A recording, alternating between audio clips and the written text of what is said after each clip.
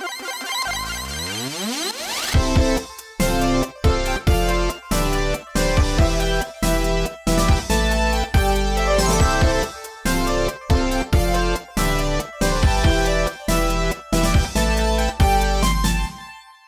there, friends. Welcome to episode 65 of That One Gaming Podcast. My name is Colin, but I'm otherwise known as Delicious Morsels, and here today with me is Lucas, aka Carnevil9. How is Lucas doing today? I'm doing good. All right. We've also got Neal, better known as VMK89. How is Neal today? Other than recovering from a cold, I'm doing pretty swell. Glad you are on the road to recovery. Colds suck. Indeed. I've been feeling like, ever since it started getting cold, been feeling like I was going to get a cold, but like not. And that's where it was too. for a while too. Yeah. And then it actually came through the full it kicked in full last week, so yeah. Yeah. Anyway, if you are new to this podcast, welcome. You can find us on Spotify, Apple, or one of the many other podcasting platforms out there where the three of us get together every other week to talk about a variety of topics in the world of gaming. And in this episode, we are going to be discussing the various ways that video games have been advertised throughout the years. I apparently wrote that twice in a row, and we're going to roll with it. Game companies have employed a variety of techniques to try and sway potential buyers, from simple gameplay trailers to wild off-the-cuff TV commercials that make you wonder, what were they thinking when they came up with them? But before we get into that, we'd like to talk about the things that we have been playing since the last episode. So, Lucas, what have you been playing? I started a monobug playthrough of Pokemon Blue. Oh no. Yep. Here we go again. Yeah, it's been going all right so far. I'm on DSSN. Rock kind of sucked because bugs. Yeah. Rock bugs types don't rock.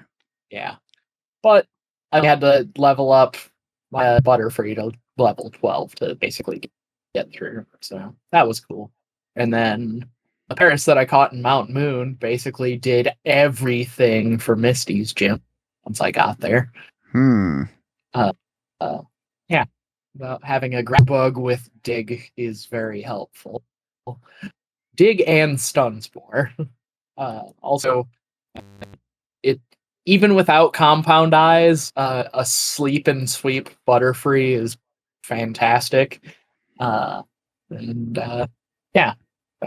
But finish up with Lieutenant Surge, then it's off to Celadon City, where I can get the fourth of 5 bugs that are available to me.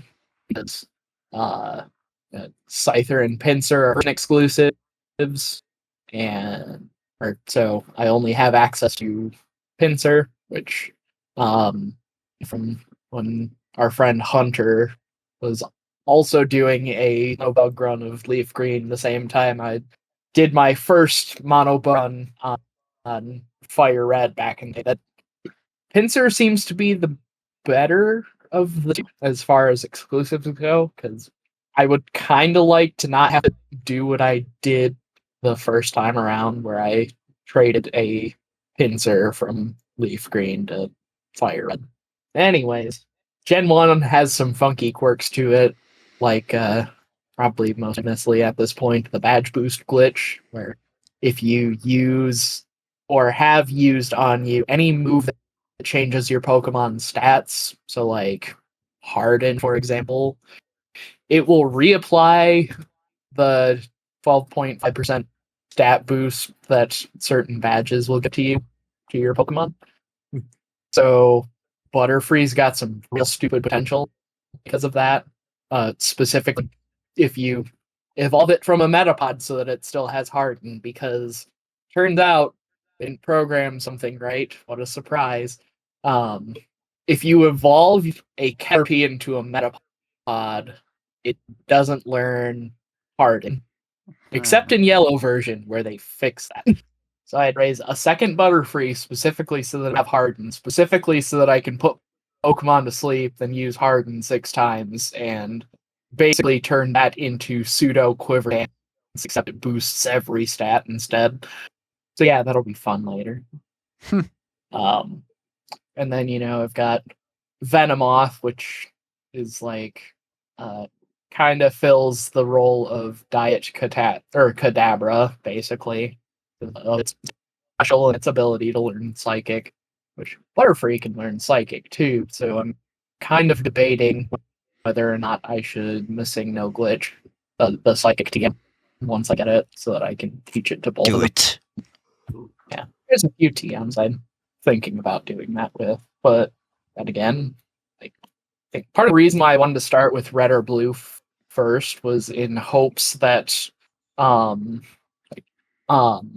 a long time ago I found this website, trsrockin.com, which now exists again at trsrockin.xyz, as the site owner realized that it had been offline and they didn't renew the domain, so it went down, and then they finally realized, oh, this isn't up anymore, so they re-uploaded it to this temporary domain in hopes of one day buying back the original one to rehost there. But anyways, they have a handy list of all of the different Pokemon that you can get through the Missing No glitch, because your character's name gets stored in the wild Pokemon data when you talk to the old man in Vermilion City, and that's what allows you to find Missingnos when you surf along the coast of Cinnabar Island, because Cinnabar Island, the coast has wild Pokemon data, or it has areas that you can encounter wild Pokemon, but it doesn't have its own wild Pokemon data, so it pulls from the last data set in memory.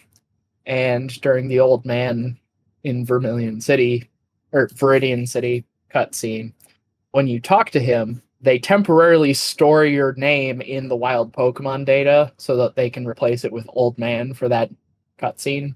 And they don't properly flush that out afterwards. So your name is still stored there. And if I remember correctly from TRS Rockin', it's the odd number characters in your name determine the Pokemon that shows up, and the even ones determine the level of the Pokemon. But unfortunately, none of the bug Pokemon are, available through any of the characters you can enter into your name slot, unfortunately. Because what I was hoping was that one of them would be in there, and then I choose the version of the game that has... Well, specifically, I was hoping for one of the version exclusives to be in there.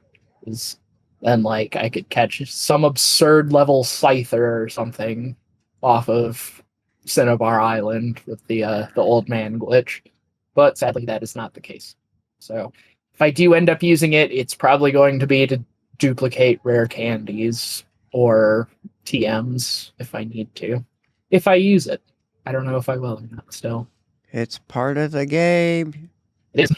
Even if it's unintended, it's part of the game. Yeah. Also, one of the moves that Beedrill learns is absolutely useless because it doesn't work properly. Nice.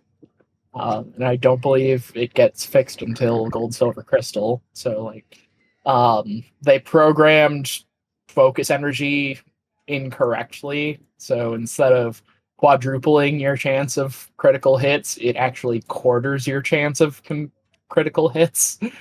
So if you use Focus Energy, then you basically are never going to get a critical hit for the remainder of the battle. Nice. Which kind of sucks.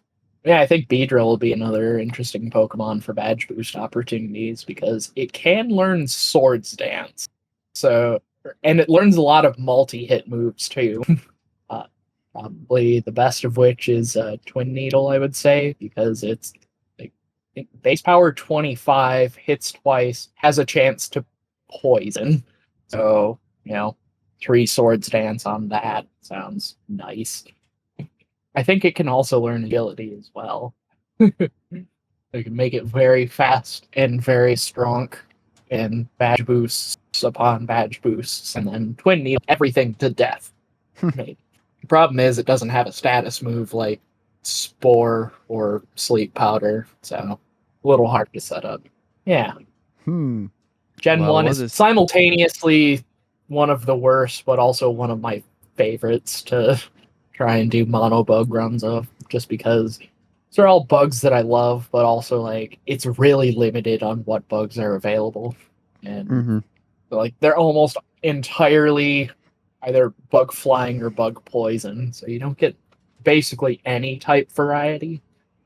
Like if you get all 6 of them, then you get say 2 bug flying, 2 bug poison, 1 bug grass, and 1 just bug.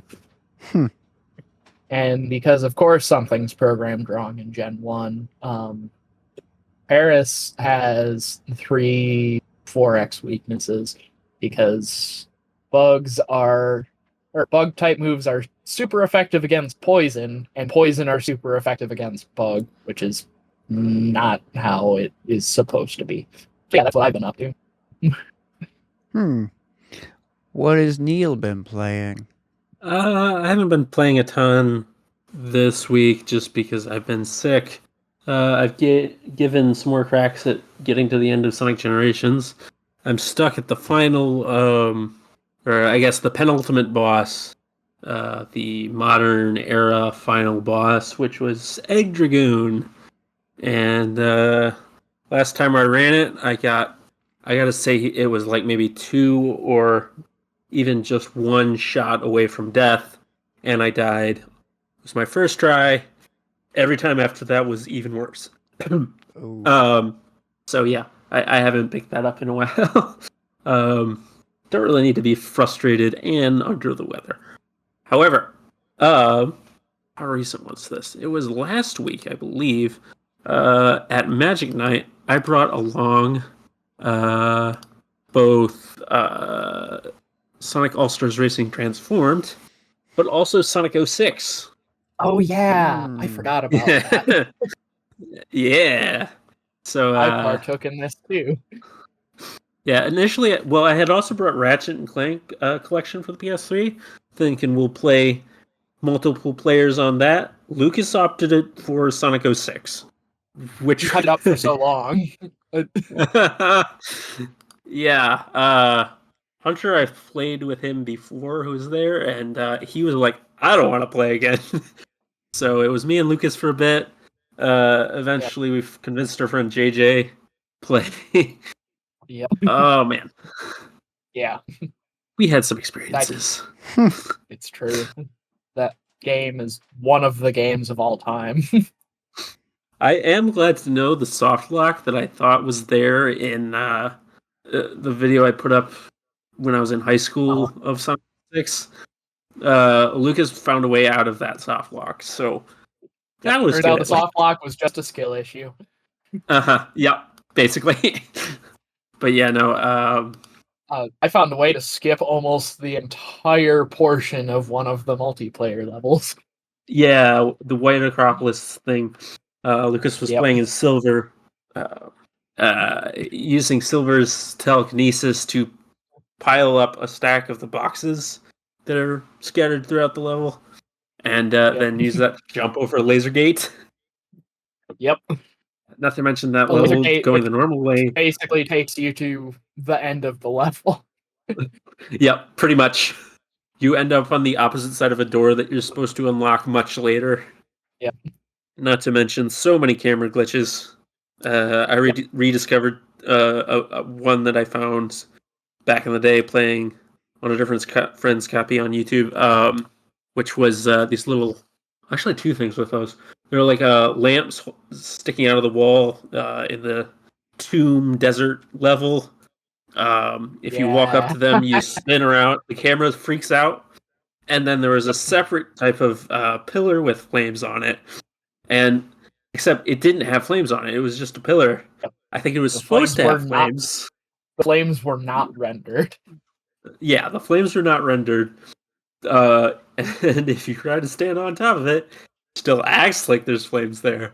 So the pillar just kills you. Yep. It's great. Yeah. Yeah. Also in what was that sand level? That's the one with the what we thought was a soft block. Yeah, that's Dusty Desert, the Dusty desert level. Yeah. Yeah. It's very easy to clip into the terrain in that, like specifically in the sand rooms. Yeah, there's these waves of sand. And the camera does not. If you stand in front of those pillars that you're supposed to jump on to avoid the sand waves coming at you, the sand waves will actually just push you through them. Yeah.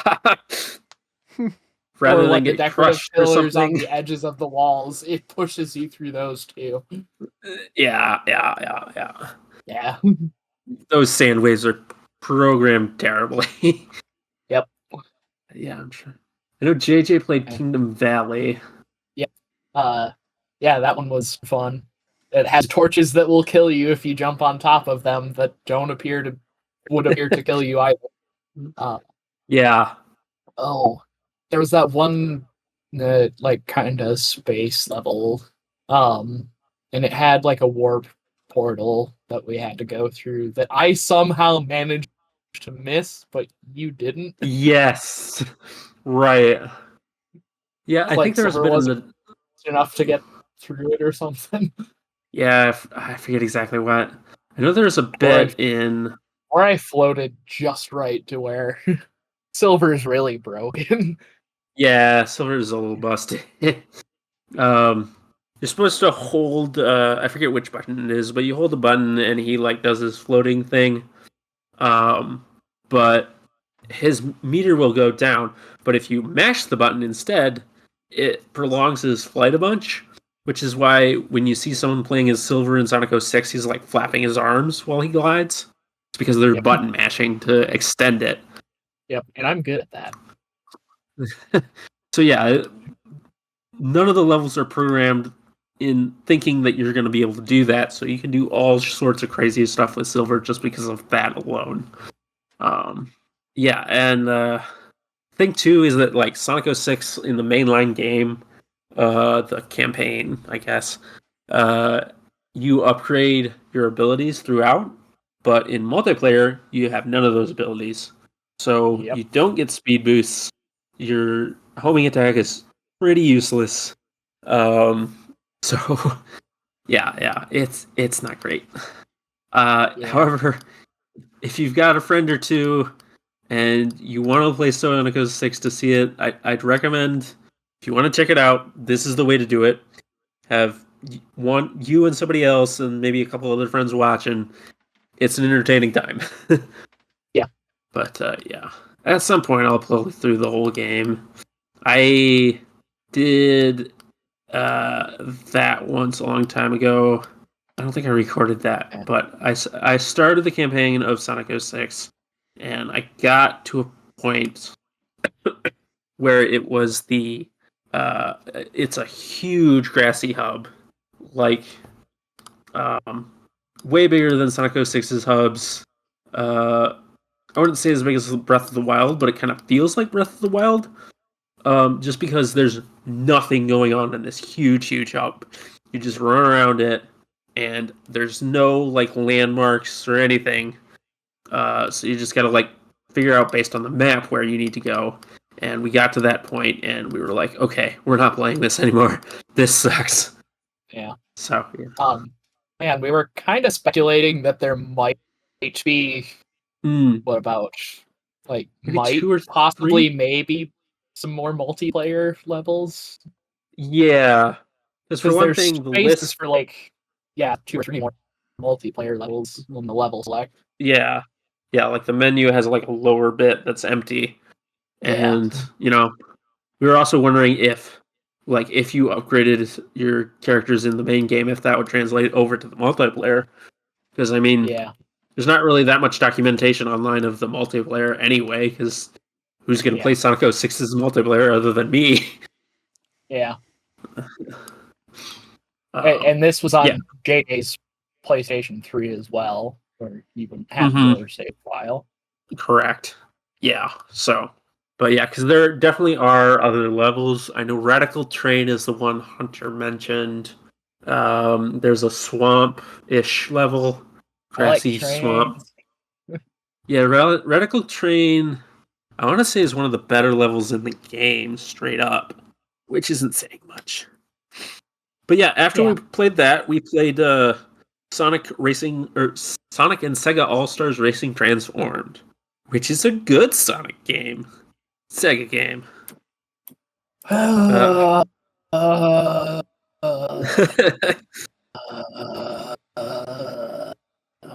I have complaints about it. It's a good Oh, really? game. Okay, I want to have hear. complaints about Sure. What are your complaints? Curious. but real human Echo Patrick, but no one for Fantasy Star. Right. Yeah. There's a total exclusion of Phantasy Star Online, which is weird. Yeah. Well, Fantasy Star Online, Fantasy Star Universe, Fantasy Star Classic, Nothing. But we have real life men actually Danica Patrick from NASCAR and IndyCar racing, and Wreck-It Team Ralph. Fortress 2. And Team Fortress 2. And Yogscast YouTube. Yeah. But no Fantasy Star. It's not even like it originated as a system game either. Because Alex Kidd, who is like his main mascot actor on the Master System prior to the Genesis and like the Hedgehog there, but no Fantasy Star is there. Yeah. Yeah. I don't know. They didn't even have they didn't have any settings. They could have at least thrown in a Phantasy Star track. It's weird. It would have been cool. It could have been in space. Yeah, it would have been neat. I don't think the previous game has it either. But yes, no, it is a very fun game. It is. It's a neat. It is a neat Mario Kart style game. One thing that's really nice about it is that like every single mode can be played in multiplayer. So like unlocking characters, you don't have to do solo. And also, I'm a big fan of the weapons in that every single one of them can be fired forward and backwards, and they're all pretty good. Yeah. Overall, no complaints there. Yeah. Just complaints that there's no Phantasy Star representation. Why? Right? Sega, why do you hate Phantasy Star the way that you do? Why did it take 10 years for Phantasy Star Online 2? Right? Well, hold on. Yeah. Is there any characters from Yakuza in there? Ooh, is there? Good question. Can I play as Majima in Sonic and Sega All-Stars Racing Transformed? That would be so good. Can I roll up next to Kiryu and be like, Kiryu-chan? There might not be. Hold on. Oh yeah, Football Manager is a choice. What? Because if there's not, then this game sucks. No Phantasy Star, no Yakuza. This game sucks. Doesn't look like it. Yeah, this game sucks. Playable characters. They put Danica Patrick in this game before they put Kazuma Kiryu and anyone from Phantasy Star. This game sucks. This game sucks. It's a fun game, but yeah. Oh, a PC exclusive is Willimus from Rome 2 Total War. That doesn't sound like a character from Yakuza or Phantasy Star. Nah, I'm just naming the weird ones. Shinobi, that's here. Can you play as the fisherman from Sega? Can you play as the fisherman from Sega Bass Fishing? I don't. What? No. What? I don't think so. Cool. Why not? This game sucks. Let's see. We got Skies of Arcadia, Golden Axe, Shinobi, Knights. Skies of Arcadia. Yeah. But no Phantasy Star. Right? Yeah, there's a freaking there's a what? A Skies of Arcadia level actually too. Yeah. The game Still that Yakuza, right? only has one game in the entire series, Uh-huh. but no Phantasy Star, Yeah. no Yakuza. See, this is Uh-huh. why we need another is game from called- this franchise. This is called Sonic. This is called Sonic and Sega All Stars. Look, I know Skies of Arcadia is a beloved RPG, but like All There's only one of Stars. Kazuma Kiryu is a Sega All Star. What are we Goro doing? Makima. Oh my god, this game sucks. That's all. Yeah, really though, they need to come out with a new Sonic and All Stars racing game to right these wrongs. Yes. Definitely. Yeah. I could totally see Yakuza being featured with more than one character or That would be a so racetrack good. at bare I minimum. mean, they could literally just absolutely. they could literally just adapt one of like the Dragon Kart courses from the Like a Dragon from 7 and 8 into the game. It's perfect. The groundwork's already It's- laid out. It's already there. They could literally just adapt Dragon Kart for a level. Like, there you go. There's your track. To be fair, this then was nowadays we got like get a new Ichiban that you game can that put in has there. like Choo Choo Rocket and Vector Man added in, but no Fantasy Star. To be I fair, really wanna this have a came out discussion with the people that made this game. before Yakuza 0 came out. So I'm not sure when exactly Yakuza blew up as big as it is now, but yeah, this is 2014 that we're talking about. We're more likely to get the Seaman from Seaman as narrated by yeah. Leonard Nimoy before we get Fantasy Star in this game. That would be a thing. Yeah. That'd be great. They should put that character in though. Oh yeah, What if Fantasy the Star track- Online 2 just came out in Japan a couple years earlier. Perfect.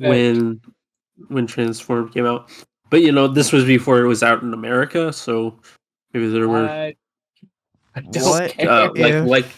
What if the Seaman track is a track and it takes place inside of the Seaman's fish tank? And then you're Great. driving around and then you just see the Seaman and he interacts with the track. And Yeah. That would be so good. terrifying.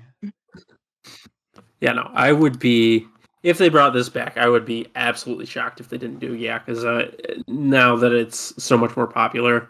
Yeah. At bare minimum, include Yakuza. I'll still be mad about the lack of PS or Fantasy Star characters, but like, come on.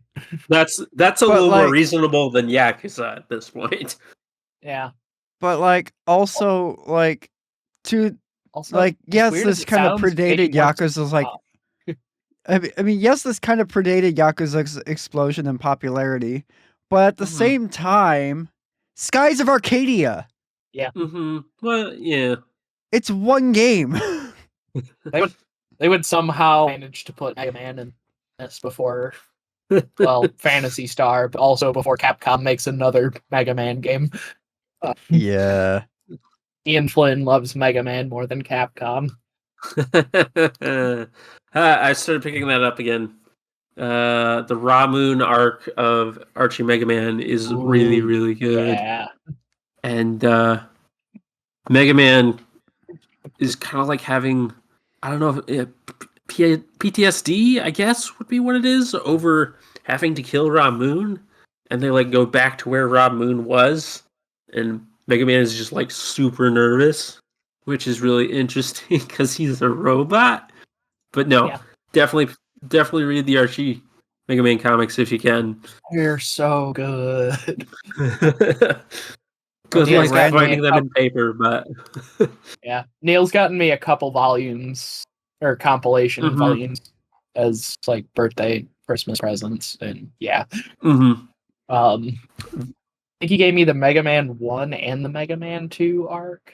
And yes, correct, which is the first 4 issues, and then the third set of 4 issues, the third arc. Yeah, because they did Mega Man Powered Up in between the first 2 games. Yeah. Yo, hold up. Yeah, Going back to Yakuza for a second. Sure. So Hidenari Ugaki, the actor that plays Majima, yeah. did you know he voiced Argo Gulski in the Japanese for Mobile Fighter G No Gundam? way. Uh-huh. Oh, But that's wait, awesome. he also voices 2 characters in Final Fantasy X as well as a score of minor characters in the game. Oh, That's actually his beautiful. first voice acting credit in a video game was Final Fantasy X. I love it. And then obviously he's played Majima ever since the first Yakuza game, but like yeah, he was just Incredible. Argo. He was in Mobile Fighter G Gundam. Yeah, and that Anyway, also reminds me that Mark Gatha, the English voice actor for Domo and Kashu, was the English voice actor for X in I believe Mega Man X7, 8, and Command Mission, and Maverick Hunter X, yes. which is really funny because in the accompanying Day of Sigma anime OVA, X basically like Shining Fingers Sigma. It's great. Oh, nope. Correction. He had one video game voice credit before Final Fantasy X, and that was Orphan Scion of Sorcery, which was one of the first games to ever come out on the PlayStation 2. And it was a One of game. the games on the It was PlayStation 2. one of the games of all time.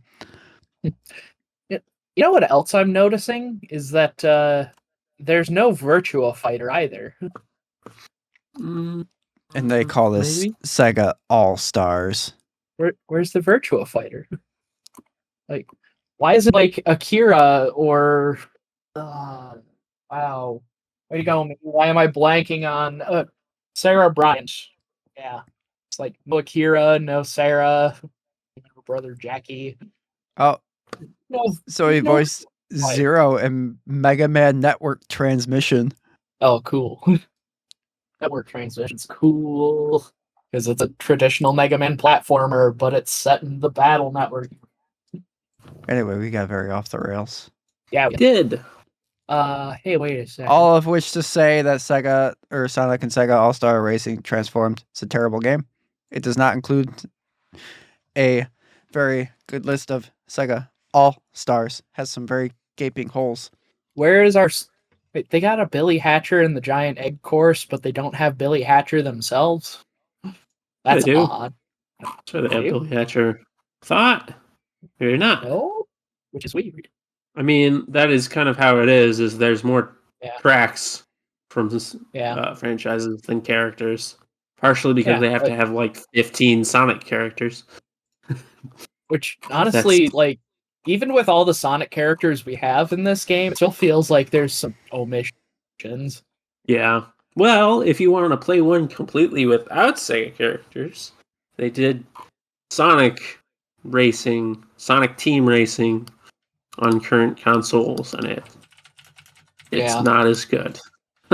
I mean, are they afraid of roster bloat or something? Because I look don't at know. friggin' Mario Kart 8 Deluxe. Right?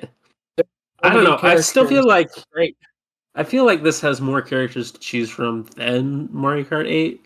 Like I'm sure the numbers don't add up, but like the amount of like clone characters in Mario Kart 8 is upsetting. Like baby versions, Metal Mario, Rose Yeah. Gold Peach.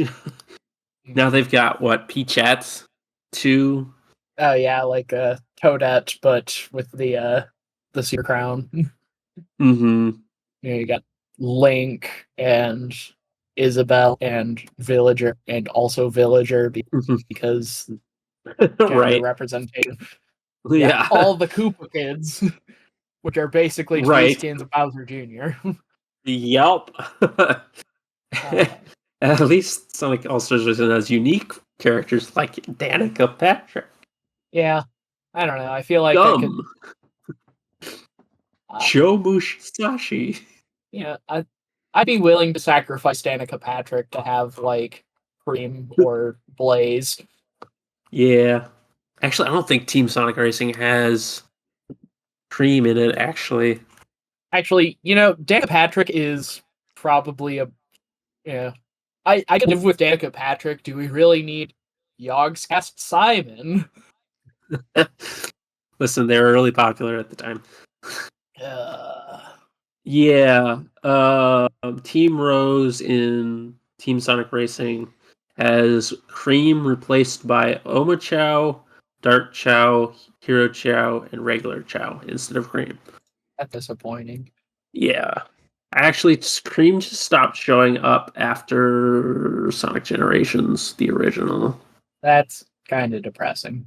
Except, wait a minute. Oh yeah, you did it. Yeah, okay. So in the Apple Arcade exclusive Sonic Dream Team, Dream comes back. So she's back in the canon again. And I mean, I guess the IDW comics are canon, and she's around there, so technically canon why she hasn't disappeared. Yeah. She's a good character. Why'd they have to get rid of her? I liked her. Yeah. So I'm also very fond of Six the Badger from From Sonic Boom. Sonic Universes Collide. Or Universes, or Worlds Unite. That's it. That's it. Yep. Yeah, Sticks and Boom was pretty good. Yeah. Yeah, I generally enjoyed the Archie Sonic Boom a lot too. That was a nice, easy, no ongoing story. Just pick up one issue and you're fine. Yeah. So Colin, what have you been playing? Yeah. That's the bit we're on right now, right? Yeah. Right. Actually, I thought this was just a Sonic Sega All Stars sucks episode. We can keep going with that if we want. We just rebrand the episode into Sonic and Sega All Stars as a fraud. It's a scam. Terrible game. There's no Vector Man, there's no Shining Force. But no, I beat Kingdom Hearts Birth by Sleep. Nice. On stream in the Discord, and it was awesome.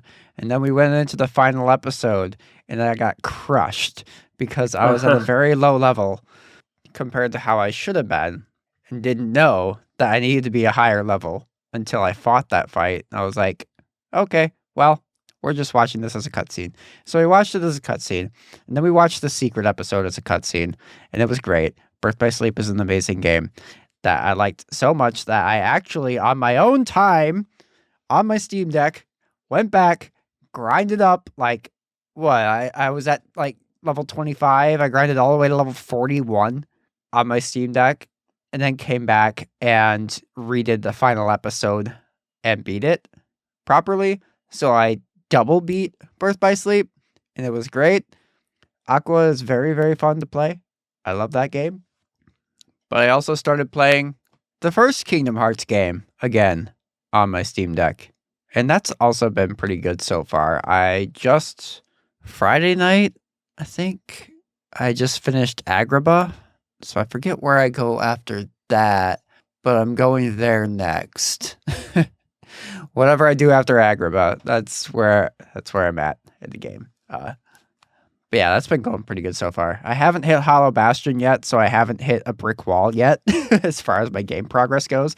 But the reason I kind of started playing the first Kingdom Hearts game again was something to do while I'm waiting for queue timers to pop, because I started playing Final Fantasy 14 again.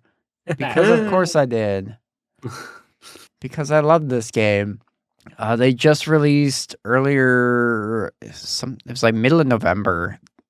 Patch 7.1 came out, which adds more story content, new Alliance raid, and a new Ultimate raid, actually, which I will never touch, but it's there.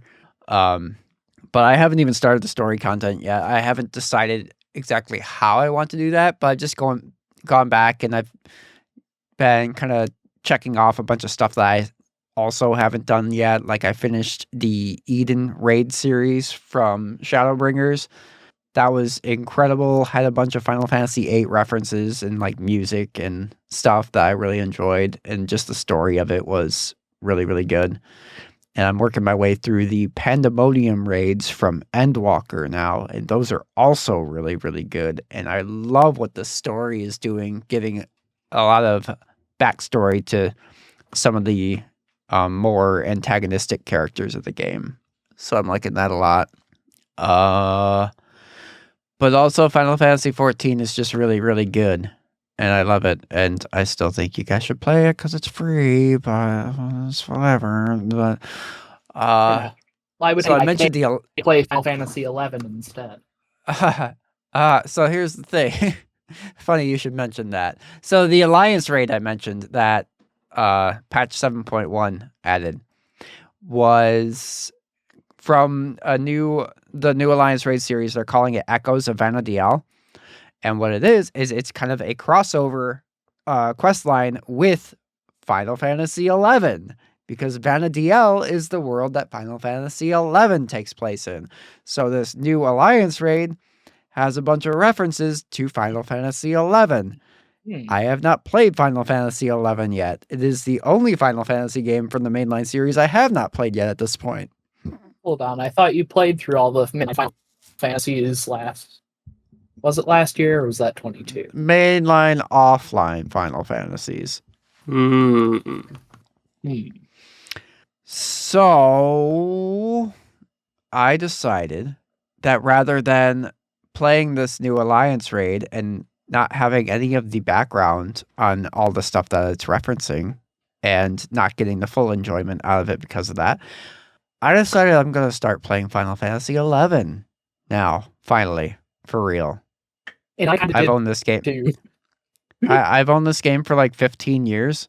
The physical copy that I have for PC, I've had since 2009. So yeah, 15 years. Yep. Never been able to actually play it. The closest I have ever gotten to playing Final Fantasy 11 was I installed that copy of the game on my laptop I had at the time. Got all the way to the payment information screen, which you needed to input payment to activate the 30-day free trial that the game came with. And my mom said no. Even though I told her it's like there's a 30 it's free for the first 30 days and then I would delete the payment information first. She was like, nope. So that was that. It's the closest I ever got to playing this game. Well, come to find out that, let's see, this episode goes live on the 10th.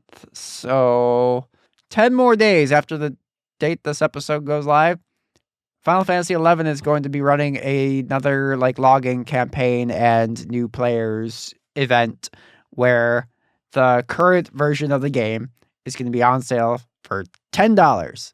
And you get the first month of gameplay free with no subscription. I mean, you still have to obviously enter your credit card information and stuff like that to access it just like back in the day. But the first 30 days are free. I'm going to start playing Final Fantasy 11.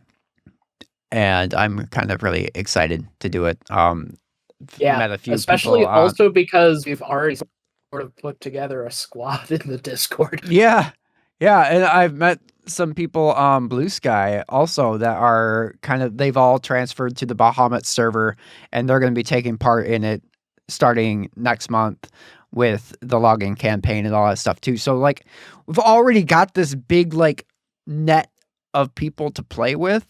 Which is really exciting because Final Fantasy 11, unlike 14, is a lot more of a social experience.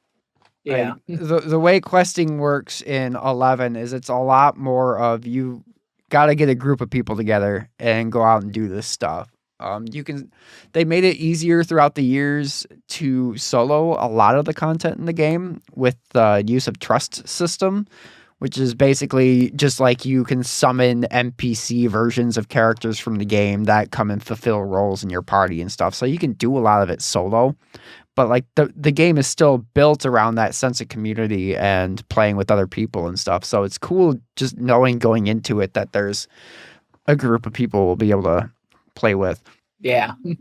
I'm really looking forward to it. Like so far, us in the Discord, we're all sounding like we're all going to roll a red mage. And just be a party of red mages.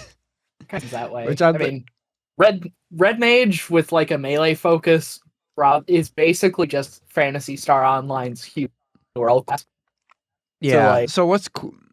So what's cool about the way 11's job system works in particular is once you reach level 18, you can equip a second job that is, you still have to physically level it like normal, but your secondary job is always like half of your primary job. So if you level up Red Mage to 18 and then decide you want to like kind of bolster its melee capabilities, like you mentioned, Lucas, you would go and maybe pick Warrior, level that up to 18, and then swap back to Red Mage and then equip the Warrior as your secondary. And then the Warrior, at that point, you will get all of Warrior's skills and stuff up to level 9 for Warrior. And then like each level, it goes up to the maximum level you have that second class at. So typically what you do is like you level something up to 18, switch to another class, get that leveled up to that, and then continue back with your main class up to a certain level and just carry it on like that. Yeah. There's probably more efficient ways to do it, but that's kind of the basic way that you could do it. Yeah, it sounds kind of like Phantasy Star Online 2's class system, but probably less stupid and restrictive because it may make a lot of compromises with your skill tree. And yeah, it's pretty cool. Where so this like, seems more like straight leveling. Yeah, like with us, if we did like just like you, Jazzy, and myself, if we're the only ones from the Discord that end up playing it in the end, then just the three of us. I mean, you could roll your Warrior secondary. Jazzy could roll a Black Mage as his secondary job or something to bolster his offensive magics, and then I could do a White Mage or whatever. Yeah. Or just anything in between and stuff. So what's kind of really cool about the versatility of the Red Mage in this game is that second job slot. Yeah. So I'm looking forward to playing with it. Jazzy is kicking and screaming all the way through. Yeah. But he's also got the game installed already. So yeah. They announced the discount the day after he installed it. Yeah. Poor guy. Like I feel kind of bad, but at the same time, if you got the non-Steam version, the client's a free download. So, but it doesn't include any of the expansions. Yeah, it's still like full price is only $30, so it's not like even too terrible a cost to begin with. Yeah. I have got the impression that the standalone Square Enix store version is just the better option. As weird as it sounds, it's strangely the more streamlined version, even though there's like 5 separate installers that you got to go through. Just because like the Steam client, basically like after you get the thing installed, you never really interface with it through Steam again anyway. So at that point, it's like, what's the point? It's just an extra layer that you don't really need there. Come on, Final Fantasy 11 community. Where's the TO2 tweaker? Oh, they've got like private server and stuff like that out there for it, but we're going to play retail. We're going to do it right. Even if it costs us $12 a month after the first 30 days, I don't care. I've been paying $14. No, I think the sub for 14 is also $12. I've been paying that for almost 2 years now. I don't care. I took a 3-month break. I didn't cancel my sub. I don't care. It's like I'm just helping keep one of my favorite games online at this point. But I mean, now I'm back and playing it, so obviously paying for it makes sense. Yeah. But yeah, if you're listening to this, you should come join our Discord and play Final Fantasy 11 with us next year. It's going to be awesome. And by that, I mean, it's probably going to be a really stressful grinding experience at the beginning of the game, but eventually it'll get good. I don't know. Yeah. I've heard that some of the story content in Final Fantasy 11 is incredible, especially once you get to the expansions like Chains of Promethea, which is a second expansion. So I'm looking forward to that. My initial plan is I'm going to at least play the base game and the first 2 expansions, which I forget what the first one is called, but the second one is Chains of Promethea, because that there represents all of the planned content when the game launched. So effectively, like, the base game plus the first 2 expansions is essentially the base game at this point in time. Yeah. So I'm gonna plan on playing through at least that, and then from there, if it's really got its hooks, I'll play some more. But I would love to, by the end of next year, have seen the end of all of the expansions for that game. That's gonna be my main goal for next year, I think. We'll see. Yeah. Because I still gotta finish up my goal for this year, and I'm so close. I'm so close. All I have to do is finish it Like a Dragon Infinite Wealth, and then I'm done. But, like, I don't know when this game is gonna end. I'm like 40 hours in now, but the chapter I'm in gave me a bunch of stuff that technically I can just ignore it and continue with the story, but it's stuff I don't want to ignore. So I'm kind of taking my time and kind of going throughout all of the maps and making sure I'm doing all this stuff. It's just like you get to a point like Kiryu's got cancer. That's kind of a big part of his character in this game. Like that's something that, like, they revealed in the reveal trailers for the game and stuff like that. Like Kiryu has cancer.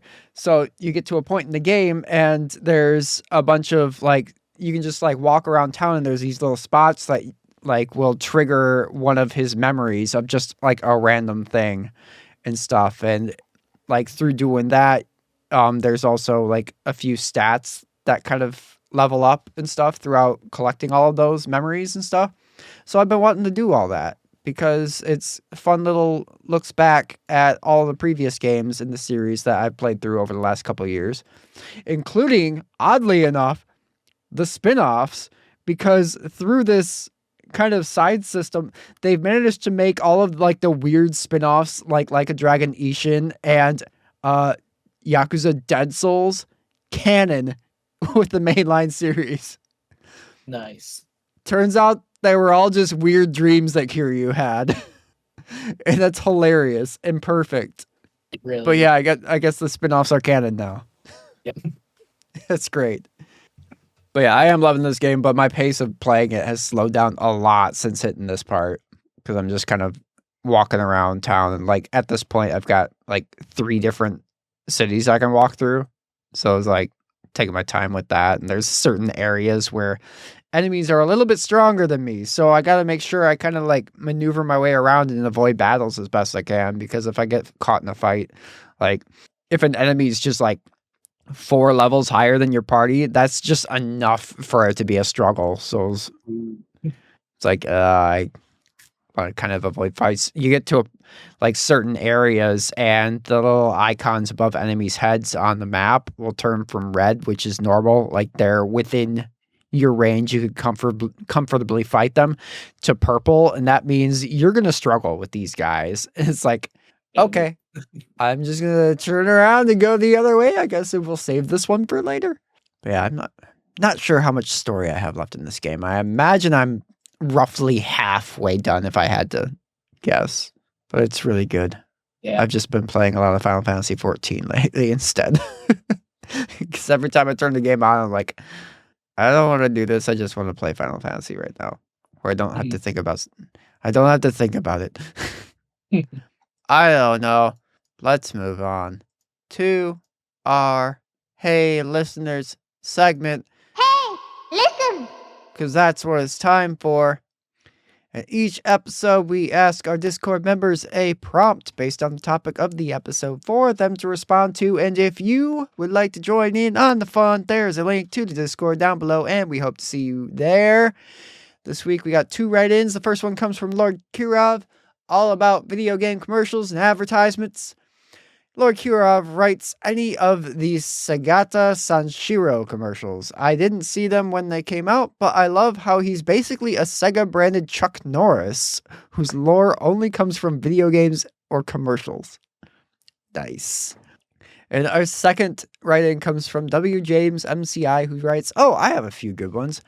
The US Final Fantasy 6 ad, the Japanese Zelda Link to the Past ad, and the US Smash Bros. 64 ad.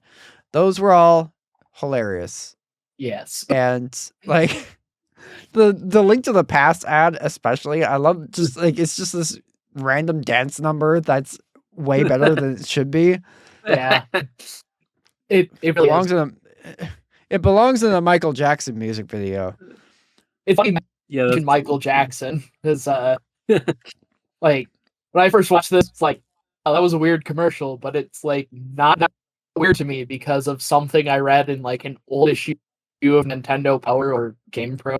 I forget which, but they like did this day in gaming sort of segment in it, and they talked about the CDI Zelda games. They described Link as looking like Michael Jackson having drank in a gallon of bleach. Ooh. So for some reason, What? seeing Link doing very choreographed Michael Jackson-esque dancing is normal to me because of that. Yeah. Wild. Yeah. Yeah. But anyway, Stay weird, Zelda. yeah. Anyway, main topic time.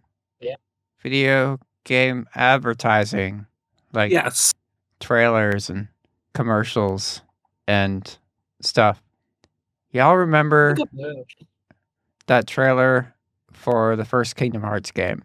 Oh. That just it aired like 500 times a day on Cartoon Network, and every single time got Simple and Clean stuck in my head.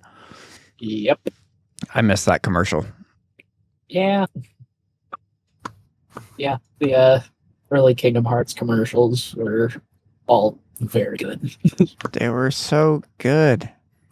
And then I played the game and loved it to a point, and then I hated it for 20 years. Woof. And now 20 years later, I'm back to liking it again. And I'm currently playing through it again.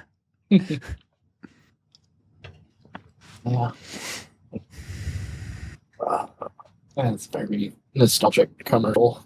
Although most commercials that I remember for video games are like probably the N64 and Super Nintendo era ones the best. Like the aforementioned Super Smash Brothers commercial. The Happy Together one, yeah. Yeah. For me, it's the Crash Bandicoot standing outside Nintendo headquarters. Oh yeah. Hell yeah. That's the first thing that comes to mind when I think of like commercials for video games. Right. Well, because that was playing on what Sonic was doing for Mario Yeah. a generation before. And I do often think of those. Didn't they have to get a restraining order on the guy in the Crash suit? Because he was like literally IRL? outside of Nintendo HQ. Yeah. Wow, did not know that. Well, maybe not the guy himself, but like on like the I think they got in trouble with Nintendo for harassing them like that. Yeah. I believe it. Which is that's totally pretty on brand for something. Nintendo. Well, and it's also totally something that 90s PlayStation would do. Yeah.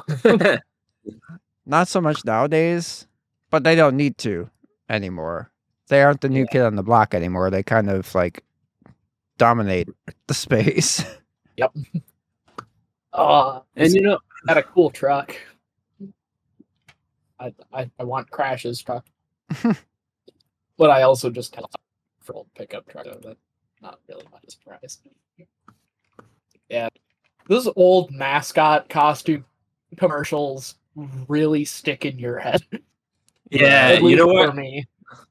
What just came into my head was the Sonic and Mario Olympic Games ads, where both Sonic and Mario were in mascot suits, or were mascot suits, and they played the Final Countdown by Europe.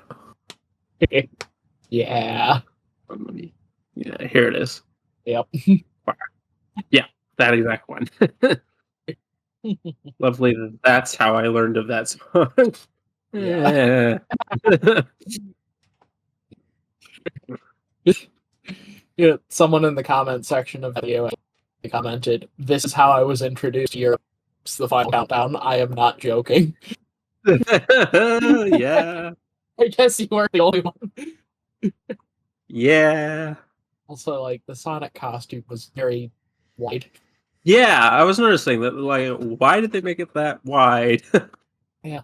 I guess it was modeled like- after Genesis Sonic and not. I guess, but he's got green eyes, doesn't he? Yeah, he's got green Oh. eyes, and he's got the Huh. Nike smile, and the quills are longer.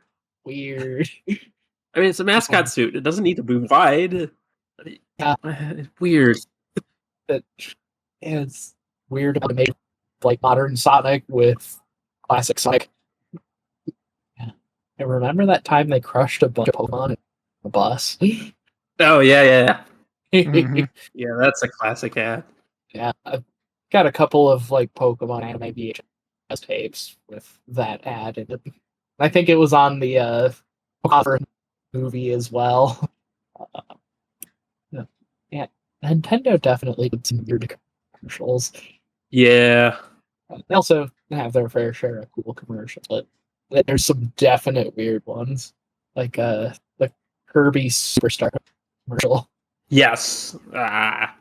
Some of the Uh, '90s commercials were like, "What the heck's going on here?" Yeah, the Kirby Superstar is one of the best games on the Super Nintendo, in my opinion. And yet, for some reason, the commercial is like weird inflation fetch nightmare fever dream. Yeah. Yeah, it's I don't remember if I saw that commercial before or after I played Kirby Superstar for the first time, but like I remember seeing it, but I don't remember if it influenced whether or not I wanted to play that game. And it kinda seems like it wouldn't have. But also like I don't know what would have driven me to have picked up Kirby otherwise. It's like I didn't get into any of the Kirby games until the Super Nintendo. Right. I want to say Kirby Superstar was a game I originally played as Blockbuster rental. Same thing with Kirby's Dream Land 3. Matter of fact, I think our copy of Kirby's Dream Land 3 was a purchased Blockbuster game. Yeah. Commercials didn't really do any favors. A few pretty good Kirby commercials, though. Like, the Kirby Tilt and Tumble one's neat. And you gotta love the Kirby Nightmare in Dreamland commercial. It's like set to the tune of Secret Man. The GameCube had a bunch of weird ones, like characters based on GameCube games in a glass cube box. Yeah. Yeah. Yeah. Like the whole Game Boy Advance Who Are You commercials. Oh yeah. Like Oh no. Then my brain went to there was the magazine ads of for the DS that said like touch is good. yeah. What a cringy advertisement phrase. I feel like that had to pass by a lot of people. How did Yeah. that get through? Yeah. Like yeah. Like yeah, sure had some commercials. Yeah. I think probably like the one that stands out for the Who Are You commercial that stands out the most to me. It's probably the Mario Pinball commercial that for some reason has I think it's Spider Bait's version of the song Black Betty. Huh. Oh yeah, I'm Uh, on that one. yeah. It's yeah. Mm, hmm? Yep. Right, who are you? Yep. I remember these. Yeah.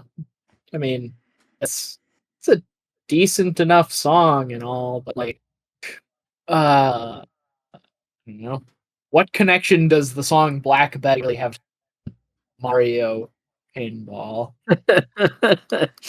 Yeah. It's just like yeah. I guess kind of in a similar vein to like the whole era Final Countdown. Um that was my first exposure to the song Black Betty. Right? And It's kind of so- interesting when your first exposure to a song is through an ad, especially a weird one. yeah. Yeah. And the weird thing is, like, the version by Spike isn't even like the well-known version of Black Betty. Right. I don't remember if it was for Dreamcast, GameCube, which version, but there was an ad for Sonic Adventure 2 with the good hedgehog and the bad hedgehog, and they it was like a science lab type setting, and they had a good hedgehog just doing normal hedgehog things, and the other one was like they put a cow in the same room as the bad hedgehog, and he kills it, and there's blood all over the place.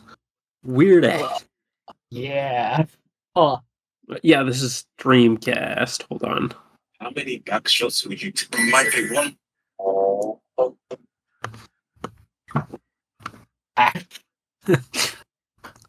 It is kind of cool that they're playing up how evil Shadow is when turns out like the plot of the game is a redemption arc for Shadow. Yeah. I don't know how much of that was on purpose or how much of that was marketing.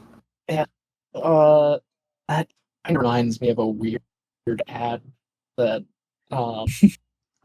so you may be familiar with them through all of their YouTuber sponsorships, but there's this and not sponsored, by the way, there's this, let's call it a personal grooming company called Manscaped that Mm-hmm. with the recent upcoming Sonic the Hedgehog 3 movie coming to theaters, they made an advertisement kind of parodying the paper version of the Hedgehog Sonic Adventure 2 advertisement. Oh, Yeah. uh-huh. Interesting. Yep. Yeah. What a time to exist and be aware of video game commercials. Yep. Interesting. Interesting indeed. Oh, a good one that Nintendo actually, I don't know, I guess it is still pretty weird, but it was a good weird, was the Wii ads we would like to play. Those were great. Yeah. Still a weird concept, but Little bit. that was super catchy. And Yeah, it was super, yeah, definitely super catchy. Also, like, cool to have like Satoru Iwata and Shigeru Miyamoto just like showing up to random places with a Wii console. It's like, that was really hey, them. want Oh, dang. to play games? Yeah, right. Dang dong. Yep, we Come would play our like video to game. play. Yeah, those were fun in that, like, they just kind of, it really put how sort of like anyone can sort of pick up and play this console was for the Wii. Yeah. Yeah, and, you know, your parents would see that ad on TV and be like, "Oh, okay." Yeah, we get it. Right. Yeah. Have you seen the incredibly cheesy Zelda rap commercial from Legend of Zelda 1? I have a feeling I'm not going to get the one you're talking about. Thank you. This one. It's great. Is this on the same level as the Poke Rap? I would say so. Hey. That sure was a thing I watched. Wow, nice graphics. It's an NES kid. Yep. Oh, yeah. Moving on to more modern ones, there was the PS3 ad campaign. Most notably the baby one. I broke that link. Oh, Mom. Nope. Oh, right. This feels like a repressed memory. Yeah. Oh, right. Starts like crying. What the hell? Yeah. I. Hmm, why did you do that to me, Neal? I had blocked that from my mind. Yeah. Uh, they, yeah. Oh, they did Why are you, more of those. why are you like that, PlayStation? Yeah, for those of you watching or listening, not watching, it's got like a doll, I guess, a Yeah. hyper detailed doll of a baby Almost like an sitting in infant this. crash test dummy, but with sort of Yeah, realistic facial features. just sitting in a white room, big fluorescent lights with a PlayStation 3, and there's just ominous music playing. And I did not know this, but apparently they did a couple of these because there's also one with a Rubik's Cube and eggs, according to this title. Well, that sounds sufficiently cursed. Well, there's three different ones. Oh. All right. Oh no. I wish I didn't have to watch that first part again. Sorry. Should have timestamped it to the. What the heck? What the heck? Oh. Okay. The Rixie one was a treat. Not what I was expecting.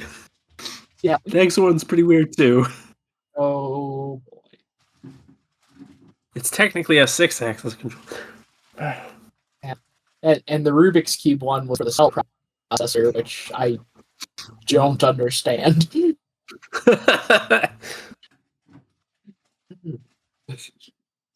Just throw it out there. Lots of processors are capable of solving Rubik's Cubes. It doesn't even need PlayStation 3 hardware to do it. Oh yeah, the PlayStation Kevin Butler commercials. Yeah, those were a little more normal. Yeah. Yeah, they kind of redeemed themselves. I remember at the time that the PS3 original commercials were still semi-relevant. Someone was like commenting on probably Sony, coming off the PlayStation 2, thought we can do whatever we want. We're gonna sell tons of units. So let's just do whatever we feel like and make really weird ads. It doesn't matter. We're gonna charge historically the highest price for a console ever at the time. And we're gonna make like nightmare fuel commercials to advertise our console. We got this in the bag. Yeah. So very bizarre. It's like they saw the old 3DO commercial where they're throwing the Genesis into a toy box and thought it was a good idea. Yeah. This is it. Yeah. This is 3DO was bad. I have not seen this before. Bad news for you, Ad. I'm definitely not playing on a 3DO system. Yeah. Especially how much console are paid for. Yeah. The logo comes on screen and there's a gunshot. Yeah. Oh god. Yeah, it originally launched. Yeah, this console originally launched for $699.99. Let's not forget. Good lord. And that's in $93 as well. Yeah. Yeah. The 3DO is definitely one of the consoles of all time. It only lasted 3 years, and I know 3DO as the company that made the Army Men games more than I associate them as being like the console. Mm-hmm. And even then, they didn't last a lot longer because they went bankrupt in 2003. Woof. Yeah, the Army Men games are cool, and I know Colin has a fondness for at least one of the battle tanks games. Yeah. Also, I love Sarge's Heroes. Yeah, That's a great That's game. a I played a lot of that on the PlayStation. yeah. Played a lot of it on the N64. Did you know? I think it was Call That of was cool because it had Duty. 4-player multiplayer. Yeah. Or like, yeah. Yeah, one of the recent Call of Duties, I think it was World War, came out like 3 or 4 years ago. They had an Army Men mode. Really? Yeah, it was pretty Nice. cool. Wasn't the same as playing the actual Army Men games back in the day, but it was pretty cool. Little nod to that. I guess kind of quick going back to W. James MCI's like mention of the Japanese Link to the Past commercial. Have you seen the Japanese Super Metroid commercial? Oh, yes. Shared this with me. I think it. Yeah. This one just seems good. Yeah, like it sort of like a live recounting of the sort of the opening cutscene slash Saris station. Mm-hmm. What I mean, Then you get a little gameplay, yeah, a map of the planet. yeah, Legit good ad from an era where they were usually pretty weird. yep. You get to see a live action Samus and Zero Suit putting on very much how Samus puts on her armor nowadays, like going between Zero Suit and Verisuit. Like, Mm-hmm. it's like I know people rag on other M, but like that's basically how Samus. That's how her armor just appears. Basically, it's like 1 minute she's in Zero Suit, and then like activates her armor, and it just kind of encloses around her. And then we get some kind of stop motion animation with the whole walking of the Samus in her power suit. Yeah, it's the sort of commercial that like with all of the talk of, or at least like that I keep seeing around the rumor mill in various Metroid groups that I'm part of on Facebook, like talk of a Metroid movie. It's like I don't want anything looking modern. I want it looking like the Japanese Super Metroid commercial. Right. And meanwhile, the North American commercial is one of those sort of commercials again. What is wrong with you, Nintendo in the 90s? Yeah. What is it? Like it doesn't even advertise the game. It's just like It's so cool. It turned a Rottweiler into a Chihuahua. yeah. That makes no sense out of context. It really doesn't. Oh no. Yeah, I don't know if they're like feeding off what Sega was doing of like the super cool because we've got this new flashy blue guy. Sega! Yeah. Do love those ads. Yeah. If only for them shouting Sega in your face at the end of every one. Yeah.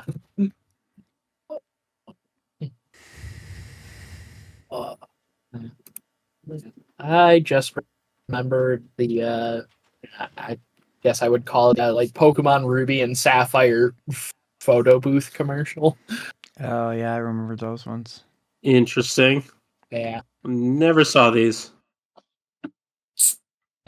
Honestly, kind of after that point that like I stopped receiving video game commercials on a regular basis. Yeah, well, with the internet, it slowly transformed into a lot more like gameplay trailers. Yeah. Maybe just a spot here or there. But also like I want to say around maybe like 2006, 2007 or so was like I kind of dropped watching any sort of like Nickelodeon or Cartoon Network shows, like really Right. in Mythbusters, like Right. DVR'd and had like close to the entire series that existed at the time. recorded. Mm-hmm. You know, I don't know if that's explicitly a me thing or not, but like there was like a hard cutoff wall where I just like went from, you know, watching cartoons to I like watching this educational content. Right. Yeah. Well, round about 2007 to 2009 was when I actually started ending up seeing more video game content. Like, I'd catch an odd commercial here and there, but without cable, there wasn't a ton of it. If something was on, like, Foxbox or 4Kids or wherever incarnation it was of that, I'd catch that. And, like I mentioned, the DS magazines ads I had, National Geographic Kids. That's how I mostly saw my ads. But then when YouTube started coming around, I started, archival footage of older ads that were bootlegged on YouTube. And then slowly video game companies started advertising on YouTube. Yeah. It was definitely a different time in those early YouTube days of how you heard about games. There's a lot more still like old forums and news websites still going on, and you just get a link to one video. There are lots of people uploading cuts of video game cutscenes. Yeah. Like, I would say probably like 2006, 2009. It's like great opportunity for being exposed to video game ads through like YouTube poops. Mm-hmm. Yeah. Yeah, definitely some of those weird ones came through that sort of thing, of like parodies of those or compilations, reactions. Yep. And it used to be like you download footage. Yeah. And then watch it. It's then once it was getting more towards YouTube, it was not like ads on YouTube. It'd be like, we've got some footage. Certainly no live streaming video game. Like catch the official channel where we have Nintendo Directs and I think honestly, Pokemon Troze DS commercial is like one of the last video game commercials I can remember seeing on TV before on TV before before that sort of transition. Mm-hmm. Which I mean, it's a neat game and all, but like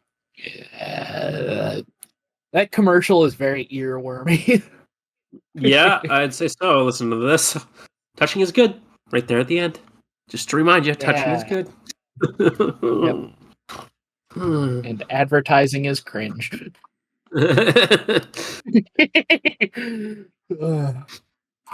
Yeah, it's not a bad game for like a sort of bejeweled Clone.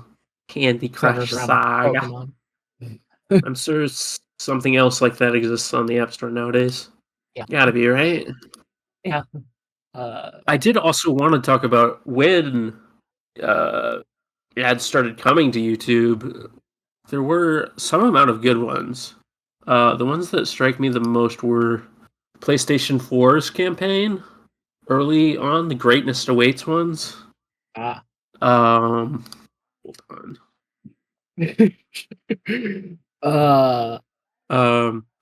PlayStation 4 was really the only one like batting well in that console launch era. Everyone was confused by the Wii U. Was it a new console? Was it an add-on? Obviously, we know what happened with the Wii U from there. Meanwhile, Xbox One was, for one thing, they were Xbox One, which was a very confusing name. And also they just marketed on the reveal like the TV app specs of the video game console at a video gaming conference. But meanwhile, PlayStation, I think if you just search PlayStation Greatness Awaits, it comes up. They did this live action ad with a notably good budget, and it wasn't really like for one specific game, but it was more like, get excited about video games. honestly, a big part of why I wanted to do this episode, why I came up with this idea, was these commercials. Because this is like Yeah. gaming distilled when the camera turns around at the end of it. Mwah! So good. Yeah. You mentioned bringing advertising to YouTube reminded me of, like the couple of months or so after Metroid Prime Remastered launched, and I was just being constantly bombarded at every YouTube ad break with Metroid Remastered ads. Right? Like the Metroid Prime Remastered game now available. Right, yeah. Yeah, and that's not what it is. You get Every YouTube ad break. Like, no, YouTube, stop! I already own this game. right? I don't think I own that game, but I grinded it until I was under 3 hours on the natural level. Right. Yeah, before we move too far away from not on YouTube, I did want to bring up the roundabout, what would this have been? This would have been 2011. Sonic Colors had come out the previous year. Things were seeming to turn around. Sonic 4 was fairly well received at the time. The original Sonic All-Stars Racing was good. I think Free Riders came out, and people were not jazzed about that. But it's a Connect game. Of course, it isn't. But Generations was hugely anticipated, and I remember on the day that it dropped, they released a trailer, and I watched it almost immediately after released, and it's just Sonic running through like this white void. You get some splashes of color that make you go, "That's Green Hill Zone," and he's running through. And he jumps in the air, and bam! Classic Sonic appears right next to him, and my jaw literally dropped. Part of it's not the same nowadays because like now we've got Mania, we've got Sonic Superstars, we've got Sonic Forces bringing back classic Sonic. Back then, like Sonic 4 was a thing, but that was with long-legged, green-eyed modern Sonic in more traditional stages. But people were upset at the time of like, why isn't this just classic Sonic? And a lot of people were like, oh, well, they're not going to bring back classic Sonic. They have a new design. It's one thing.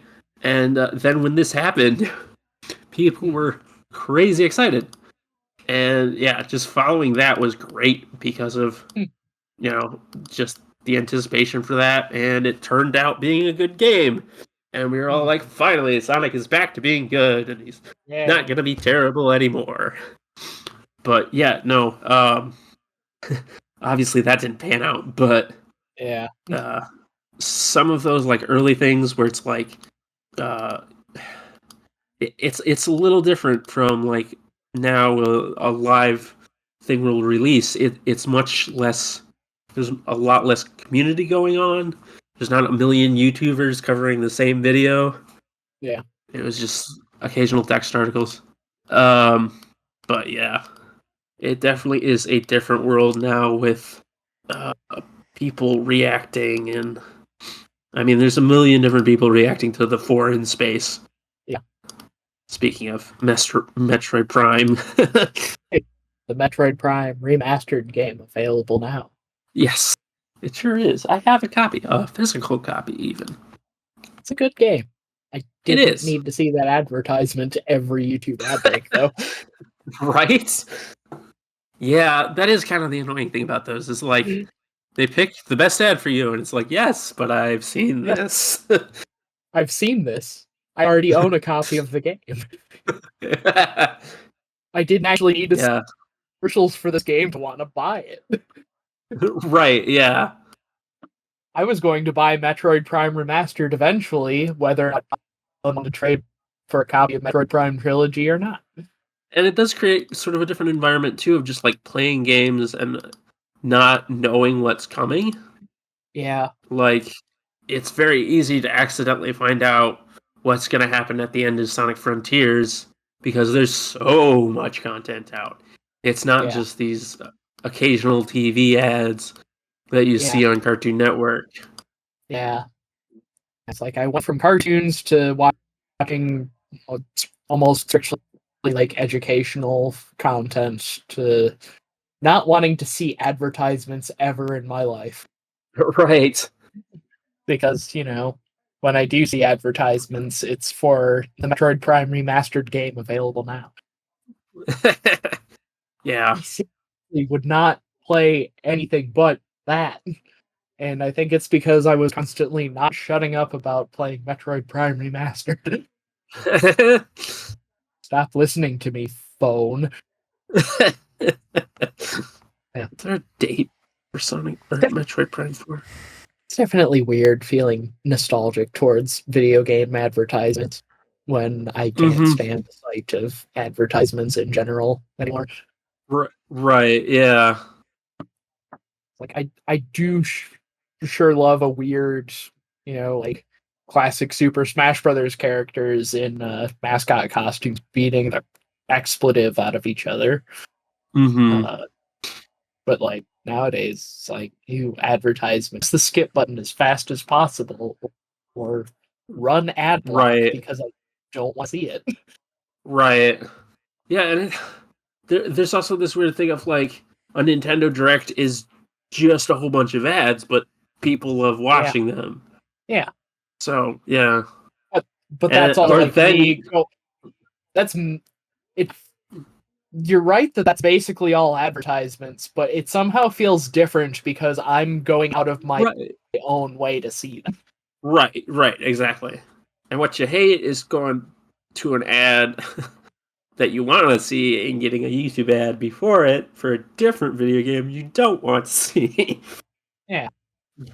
But yeah, like getting the Metroid Remastered game now or available now ad when I'm like trying to speedrun strats for Metroid Prime or something. Right. Which happened. I believe it.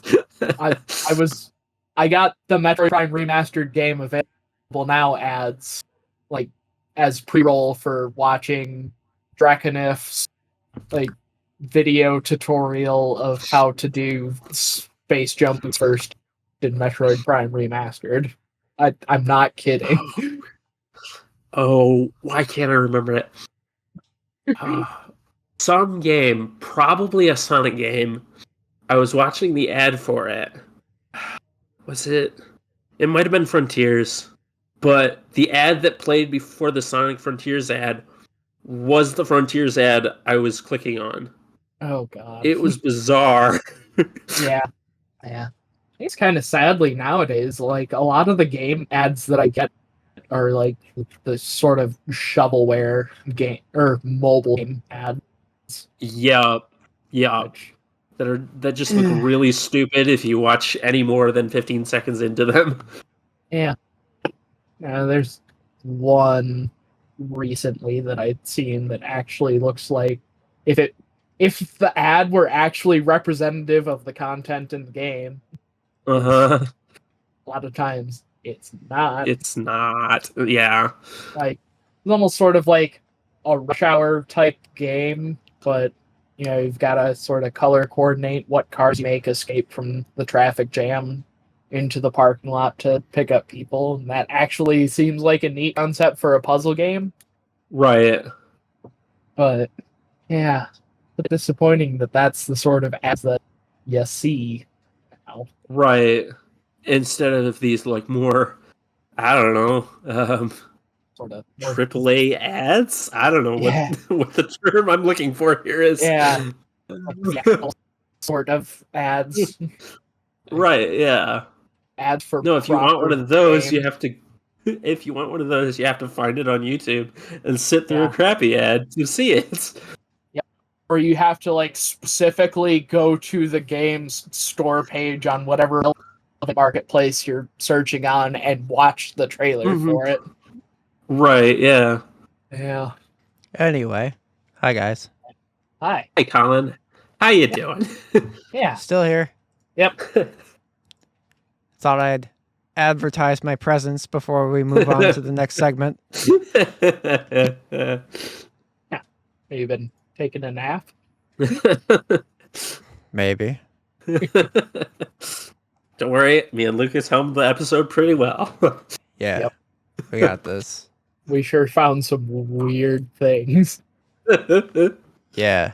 Anyway, our next segment before we wrap things up. Our weekly link to the past. This week. What day is it? It's the 8th of December of Indeed. 2024. There's a game that released on this day 19 years ago in Japan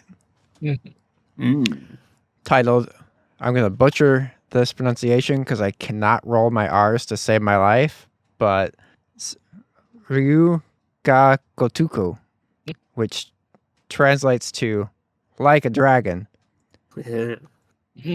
Stateside audiences would know it as the first Yakuza game when it would arrive the following year. But on December 8th of 2005, that's the date that the original game released on the PlayStation 2 in Japan. The very first Yakuza game starring Kazuma Kiryu. And he goes away to jail for 10 years and comes back and everything is changed. And there's 10 billion yen that had gone missing. And there's this little girl that somehow holds the key to finding it. And he protects her. And then he adopts her. And then this kind of starts the whole thing. Yeah. I still need to play this version of the game. I really want to. I'm probably going to play it next year. Now that I'm pretty much caught up with the series. I want to play the version with Mark Hamill as Majima, a role he famously doesn't remember playing. Yeah. And apparently when they localized it, they had a little bit too much fun with the expletives and stuff. This was 2005. Yeah. This 2005 and Grand Theft Auto was at large. So they probably figured it was like, well, this is all about gangsters and stuff. We got to have all the F-bombs just wherever they fit. Wherever they don't fit, we're going to put them in there because gangsters in 2005.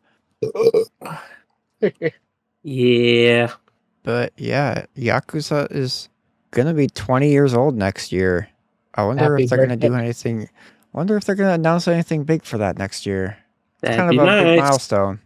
Kind of a pretty big milestone. We already got a new game coming out in February, but this franchise is not shy of releasing multiple entries in the same year, so who knows? Maybe we'll see something else special for the 20th anniversary next year, or if not, then early 2026, because it is kind of December right now. Yeah. But also, they don't mind releasing games in December either, because like on the same day, Yakuza 5 released in North America for the first time in 2015. And then Yakuza 6 came out on the same day in a year. I don't have the page pulled up, but it came out today also. So who knows? Is today going to be like next year a common video game release day? It's a Monday next year. So maybe not. Yeah. But still. Yeah. I love this series a lot. It's very, very good, and you should play it. Anyway, yeah, definitely. Anyway, happy birthday to the Yakuza franchise. Yeah. Because this is the one that started it all, so it's like the entire franchise's birthday today. It really is. So there, yeah. Let's move on to the end of episode 65. See, we had the beginning of Yakuza, and now we have the end of episode 65. You see what I did there? Yeah. Clever. Yeah. Lucas, where can you be found outside the podcast? Well, you can find me on Linktree at linktr.ee/Karn_evil_999. It's got links to my, not Twitter. Well, actually, it still has links to my Twitter that I don't use anymore because I'm more active on Blue Sky, which is all linked there.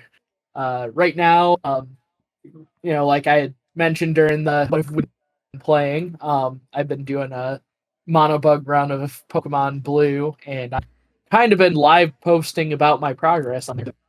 Yeah. Follow that. I also retweet random obscure video game stuff from people that I follow.